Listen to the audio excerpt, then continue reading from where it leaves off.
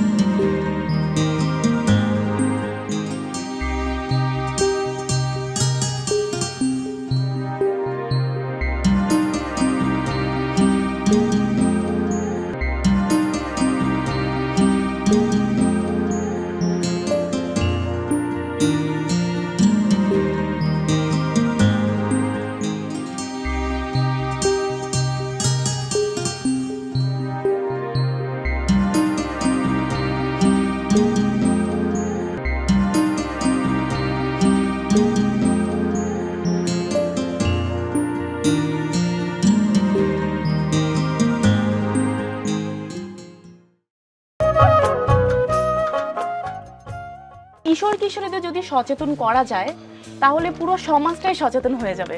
সব ঠিক আছে, আমি কিন্তু তোরে বিদেশে ভালো হওয়ার জন্যই পাঠাইছিলাম। কিন্তু মা, আমাকে কি তোমার খারাপ মনে হয়? খারাপ ভালো বুঝি না, আমি তোরে বিদেশে পাঠাইছি লেখাপড়া শিখা দেশের মুখ উজ্জ্বল করার জন্য। শোনেন স্যার, এই আলতু ফালতু কাজ আমাদের স্কুলে করা যাবে না। ও কি ভাবছে, ও বিদেশের থেকে লেখাপড়া করে আইছে, এই জন্য ও যা বলবে তাই করা লাগবে? দেখা যাক কি করতে চায়। একটি শিশু জন্মের পর থেকেই অনেক সমস্যা নিয়ে বেড়ে ওঠে। পরিবার সচেতন হলে শিশুটি রেহাই পায়, কিন্তু পরিবার যদি সচেতন না হয় সে সমস্যার জালে বন্দী হয়ে বড় হয়। আচ্ছা সাদিয়া, তোর কি কোনো খবর আছে? খবর? কি খবর? আরে হচ্ছে ঢাকার খবর। তোরা দেখা করবি না? তিন্নি, তারপর বলো তোমার লেখাপড়ার খবর কি? স্যার, আবারও একটা স্কলারশিপ নিয়ে ওখানেই মাস্টার্স করছি, তার সাথে একটা কাজও করি। বাহ, খুব ভালো। আচ্ছা তিন্নি, আমাকে বলো তো, তুমি যে কালকে বললে তুমি কি সব ক্লাব ক্লাব করবে? স্যার, আমি চাই গ্রামের মানুষ সচেতন হোক। দেখো, গ্রামের মানুষকে সচেতন করা সেটা আমাদের দায়িত্ব, কিন্তু তুমি কোন বিষয়ে সচেতন করতে চাচ্ছ সেটা তো বুঝলাম না। আমি চাই কিশোর কিশোরীরা সচেতন হোক, কারণ আজকের কিশোর কিশোরীরা আগামী দিনের বাবা মা হয়ে উঠবে। ওরা যদি এখন সচেতন হয় তাহলে ভবিষ্যৎ প্রজন্ম ওদের মাধ্যমে সচেতন হয়ে বেড়ে উঠবে। তাহলেই তো আমাদের সমাজের চিত্র চেঞ্জ হয়ে যাবে স্যার। হুম, এটা তুমি ঠিক বলেছো। স্যার, আমার কিছু ছাত্র দরকার।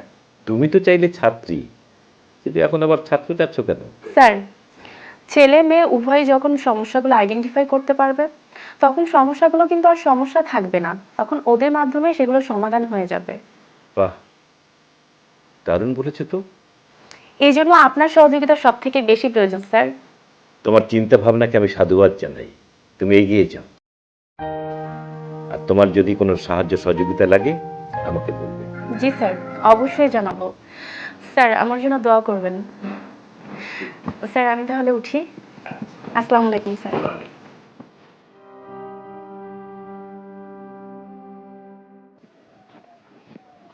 কে রে তিন্নি, তোর এতক্ষণে আসার সময় হইলো? কি করব বলো মা, সবার সাথে কথা বলতে হচ্ছে। রাজি হইল সবাই? মা, তুমি তো জানোই ভালো কাজে কেউ সহজে রাজি হয় না। তাদেরকে ভালো কাজ সম্পর্কে বোঝাতে হয় এবং ভালো মন্দের পার্থক্যটা বোঝাতে হয়, তবেই না রাজি হবে। এত যে কষ্ট করতেছস, কাজটা ঠিক মতো শেষ পর্যন্ত হইলেই হয়। হবে মা, হবে। তুমি দেখে নিও, একদিন সবাই আমাদের সাথে যুক্ত হবে। কি যে হবে, ভালো হবে না মন্দ হবে সেটা তো জানি না, কিন্তু তুই যখন করতেছস তখন ভালো কিছুই হবে, এটা আমার বিশ্বাস। মা, প্রচন্ড ক্ষুধা লাগছে, খেতে দাও না, পেটের মধ্যে একদম আগুন জ্বলতেছে। তা তো জ্বলবই, সেই সকালবেলা বাইর হইছিস, এতক্ষণে তোরে কেউ কিছু খাইতে দেয় নাই? মা, আমি কারোর বাড়ি কিচ্ছু খাই নাই। কেন খাই নাই জানো? আমার মা আমার জন্য এত কষ্ট করে রান্না করছে, আমি যদি অন্যের বাড়িতে খাই আমার মা রাগ করবে না? হইছে হইছে, মারে আর পাম মারণ লাগবো না। মা, কাজটা আমি আমার নিজের জন্য করছি, আমি আমার গ্রামের জন্য করছি। সবচেয়ে বড় কথা হলো আমি আমার নিজের দেশের জন্য কাজ করছি। বাহ, মনে হইতেছে যেন একদম বক্তৃতা দিতেছিস। হ্যাঁ, বক্তৃতা তো দিচ্ছি, আর আমার এই বক্তব্যর সবচেয়ে বড় শ্রোতা হলো আমার মা। আচ্ছা শোন, হাত মুখ ধুয়ে আয়, আমি তোর জন্য ভাত বানি। কি রান্না করছো মা? তোর পছন্দের লাউ চিংড়ি আর কই মাছ ভাই। ওয়াও, সো সুইট মা, লাভ ইউ মম। যা হাত মুখ ধুয়ে আয়। ঠিক আছে।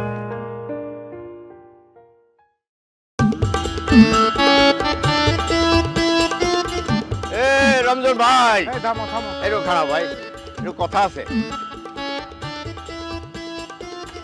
কি করবে আর তাড়াতাড়ি কও, আমার হাতে সময় কম। আমি ভাই তোমার বেশি সময় নিব না, আমার একটু সামান্য একটু সময় দিলে হবে। কি এমন জরুরি কথা কত? ওই যে আমাকেও গ্রামের ওই যে জামিলের মাইয়া আছে না? জামিলের মায়া বিয়া নাকি? না না না না না, ও আমাকে গ্রামে একটা ক্লাব খুলছে। ক্লাব? নাচের না গানের? এটা বলে কি একটা সচেতন ক্লাব। সচেতন ক্লাব, এটার মধ্যে আবার কি? কি হবো তা আমি কইতে পারি না। তাই আমি ওই যে প্রিন্সিপাল স্যারের কাছে গেছিলাম, যে স্যারে বলছি স্যার আমাকেও স্কুলের মধ্যে এইসব করা চলবো না। আমাকেও পোলাপাইন তো ভাই সারাদিন ফেসবুক আর ইউটিউব লয়ে ব্যস্ত থাকে, লেখাপড়া মোটেই করে না, তারপরে যদি এবার এইসব ক্লাব করে তাহলে কেমন হয় ভাই? তো তুমি তো ঠিকই কইছো, কিন্তু আমার কি করার আছে? না মানে শুধু যদি ক্লাব করতো তাহলে একটা কথা আসলো। এরপরে আবার একটা ফেসবুক খুলছে, এর মধ্যে লিখতেছে যে বাড়িতে যদি আত্মীয় স্বজন অতীত মেজবান আসে তারা নাকি ওই যে জোয়ান মায়া করে নানানভাবে উত্ত্যক্ত করে। না না না, এটা তো ঠিক না। ওরা কি বলতে চায়? আত্মীয় স্বজন কি তাহলে বেড়াইতে আসবে না? কেটা বুঝাইবো তাদেরকে সেই কথা? হ, বুঝতে পারছি। আচ্ছা, মেয়েটা বিদেশ গেল লেখাপড়া শিখতে, তার মাথার মধ্যে এই ক্যালাবের ভূতটা চাপলো কেন কত দেখি? খেলাবের বুথ চাপতে দাও ভাই, এখন এই বুথ ছাড়ানোর দায়িত্ব কিন্তু তোমার, তুমি বুথটা ছাড়াইয়া দাও। ভূত? আচ্ছা, দেখি কি করা যায়। তুমি যাও, আমি দেখতেছি। আচ্ছা আচ্ছা ভাই, জি আসসালামু আলাইকুম ভাই। স্টার্ট দে। এ সাবধানে নিয়ে যাও এই, ভাই। তাড়াতাড়ি কর।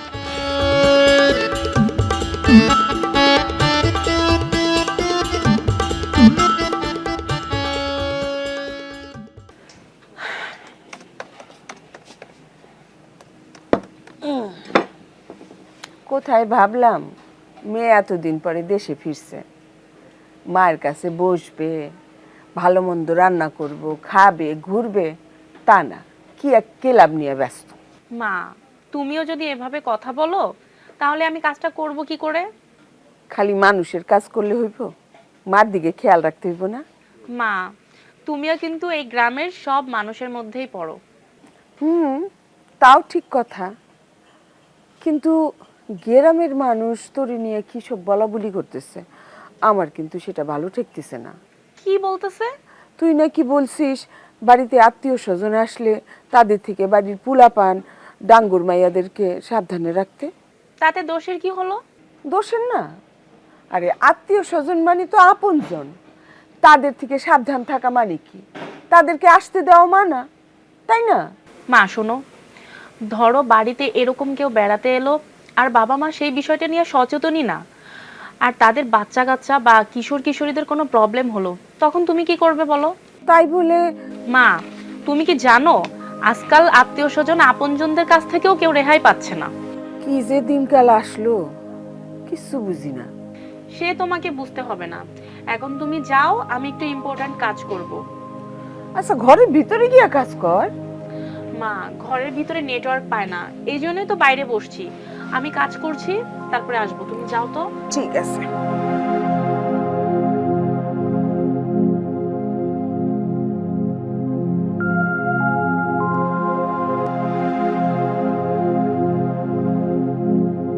দেখছিস গতকালের বিষয়ে কি দেওয়া ছিল? দেখলাম তো, তোর ওই সমস্যার বিষয়টাই তো। বিষয়টা নিয়ে কিন্তু আগে আমরা কখনো কেউই ভাবি নাই। আপুর মাথায় কত বুদ্ধি, এই বিষয়গুলো নিয়ে সবারই সচেতন করা যায়, এইগুলো কিন্তু কেউ জানতোই না। সত্যি অনেক ভালো কাজ। ছোটবেলায় আমাদের সাথে কত কিছু ঘটছে, আমরা তো কেউ কোনো কিছুই বলতে পারি নাই কাউরে, তাই না? একদম ঠিক বলছিস। সেই সময় যদি আমাদের বাবা মা একটু সচেতন হতো তাহলে আর এখন কোনো সমস্যাই হতো না। তুই একটা জিনিস খেয়াল করছিস, আপু কিন্তু কোথাও আমার নাম উল্লেখ করে নাই। তুইও কিন্তু কাউরে আবার কইস না এসব কিছু। কেন কইলে কি হইব? আরে বাড়ি থেকে যদি বকা দেয়, অদ্ভুত তো, তোরে বকা দিব কেন? আরে বকা দিব না, সবাই আমার নাম জেনে যাব, তারপরে আমার নামে আবার কানা ঘোষা করব। তুই একদম ঠিকই কইছস, এইসব বিষয়ে নাম না বলাই বেশি ভালো। আর সবচেয়ে জরুরি বিষয় হচ্ছে বাপ মার সচেতন হওয়া। আপু কিন্তু এই কথাই কইছে। এই লিয়া শোন, আজকে রাখি। হ্যাঁ ঠিক আছে, আল্লাহ হাফেজ। হ্যাঁ আল্লাহ হাফেজ, রাখি।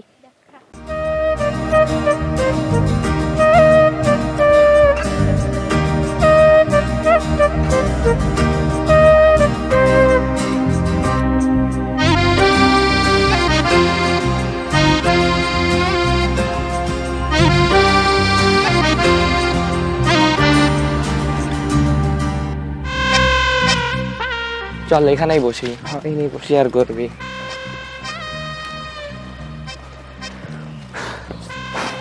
বস।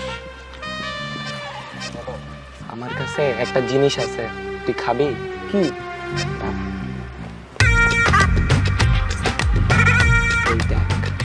এটা তুই কই পাইলি?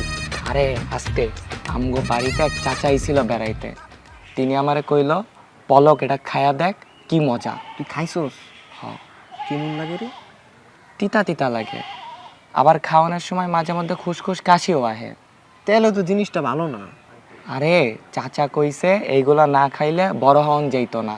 কিন্তু বাড়িতে জানতে পারলে অনেক রাগ করব। আরে জানবে কেমনে?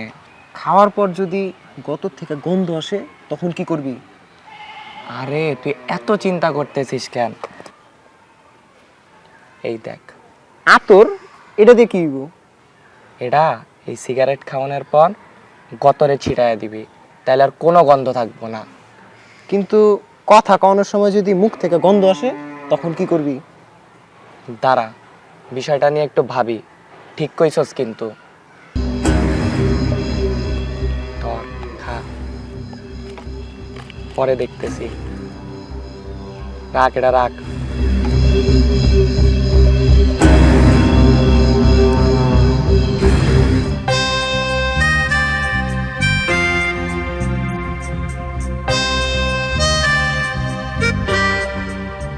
তিন্নি, কেমন আছো তুমি? হ্যাঁ ভালো আছি। কি ব্যাপার, কিছু বলবেন? না মানে আমি তোমাকে বাড়িতে গেছিলাম। আচ্ছা বাদ দাও, তুমি কি আমারে চিনতে পারছো? আই এম সরি, আপনাকে চিনতে পারলাম না। আপনাদের বাড়ি কোনটা? ওই তো আমাকে বাড়ি ওইদিকে। জামার মাতুব্বর আছে না, আমি তার পোলারবো। ও, তার মানে তুমি আমার ভাবি হও? আমার যখন বিয়ে হয় তখন তো তুমি ফোরাক পড়ো, এখন কত বড় হয়ে গেছো। কোন দিকে যাচ্ছিলে ভাবি? আসলে আমি তোমার কাছে যাইতেছিলাম। আমার কাছে? কেন বলো তো? আমি তোমাকে ফেসবুকে পড়ছি সবকিছু। কোন ফেসবুক? সচেতন ক্লাবের ফেসবুক? তোমাকে ফেসবুকে যা লিখছো ওই রকম একটা সমস্যা আমারও হইছে। তোমার সাথে? আমার সাথে। কি বলো? এই তো কয়েকদিন আগেই। কি হয়েছে ভাবি, একটু খুলে বলো তো আমাকে। একটা কথা কি জানো, মাইয়া মানুষ বুড়া আর গুড়া সবেতেই সমস্যা। আমগো পাশের বাড়ির রমজান চাচা সম্পর্কে আমার শ্বশুরই হয়, আমগো বাড়ি মাঝে মাঝে আসতো, আমার শ্বশুরের সঙ্গে গল্প করতো। জানো, একদিন আমার পোলাটা সন্ধ্যা হয়ে গেছে, তারপরেও বাড়ি আসে নাই। হঠাৎ চোখ মুখ লাল করে বাড়ি আসলো, জোর করে আমারে ঘরে ধরে কানে কানে আমারে কইলো, দাদা আমারে অনেক ব্যথা দিছে। তার মানে শুধু মেয়ে শিশু নয়, ছেলে শিশুও রেহাই পায় না? তুমি না খুব ভালো ভালো কাজ করতেছো, সবারই এসব জানা দরকার। শোনো ভাবি, তুমি যে বিষয়ে জানবে তা সবার কাছে শেয়ার করবে, তাহলে তো সবাই সচেতন হবে। হ, তুমি ঠিকই কইছো। অহন থেকে আমি সবার কাছে আমার যত সমস্যা বলবো, আর সবার যত সমস্যা আমি শুনবো। আজকের থেকে আমি তোমার পাশে আছি, তোমার কাছে যা যা শিখবো সবারই তাই কয়ে কয়ে বেড়াবো।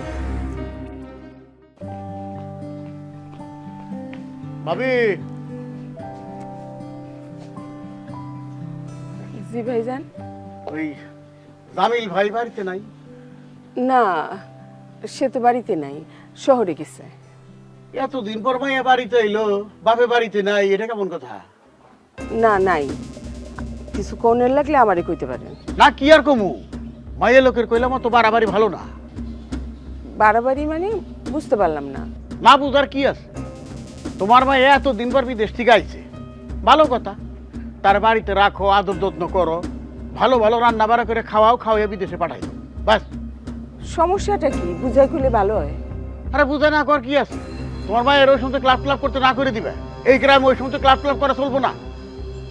গ্রামটা কারো একার না, এই গ্রামে সবাই থাকে, এই কথাটা মনে রাখলে ভালো হয়।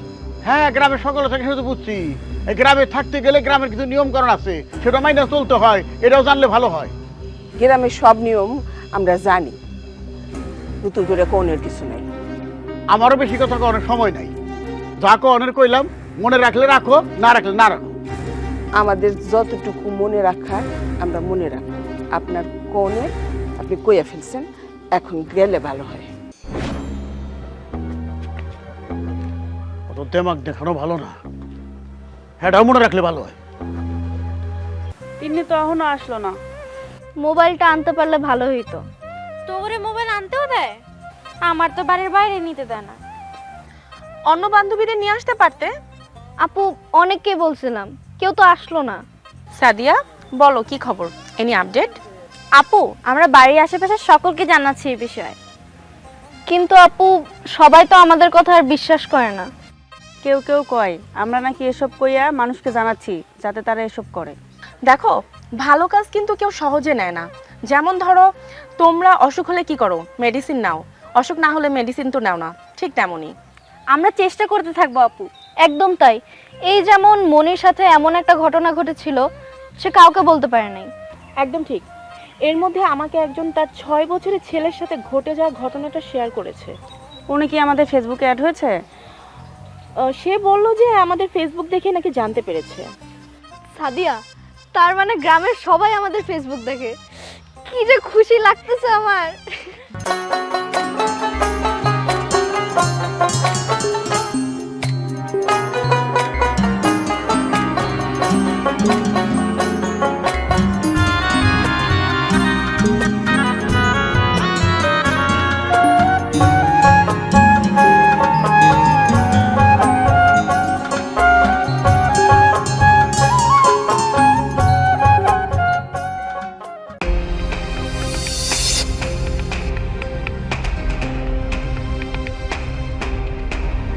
প্রচণ্ড গরমে জনজীবন আজ বিপর্যস্ত।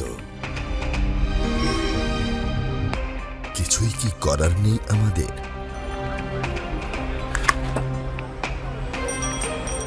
এই মামা, এই গরমে বিশুদ্ধ খাবার পানির বোতল সঙ্গে রাখতে হবে। আরে মামা, আমি ডেইলি 2.5 থেকে 3 লিটার পানি খাই। এই যে দেখেন মামা, আমি সবসময় পানির বোতল সাথে রাখি। খুব ভালো, চলো। আচ্ছা, আসেন। চল।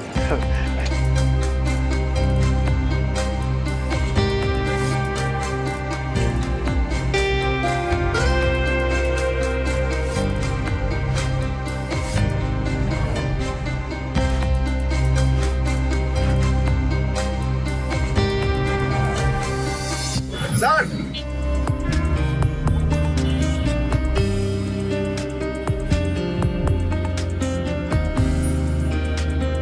এই গরমে গোসল করি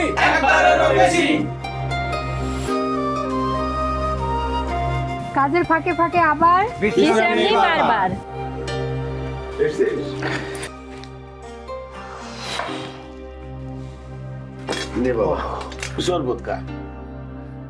এই চলো চলো, ডাক্তার দেখানোর সময় হয়ে গেছে তো।